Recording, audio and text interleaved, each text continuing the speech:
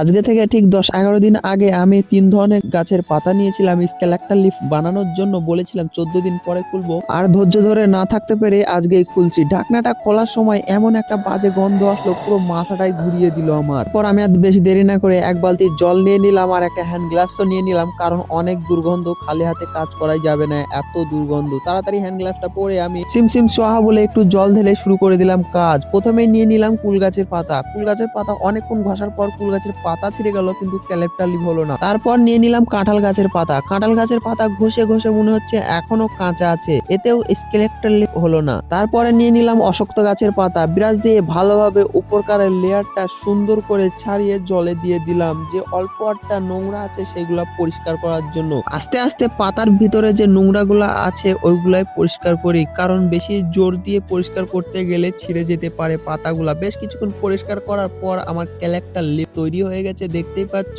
তোমরা যদি চাও কাঁচা অশক্ত গাছের পাতাকে গরম জলে ভালোভাবে সিদ্ধ করে স্কেলেক্টার লিফ হয় কি, তাহলে কমেন্টে বলো। আর যদি চাও এই পাতা দুটো শুকিয়ে ভালোভাবে কালার করার জন্য, তাহলে পার্ট 2 কমেন্ট করো। দেখা হচ্ছে পরবর্তী ভিডিওতে। ভালো লাগলে লাইক কমেন্ট শেয়ার করবে। Bye bye.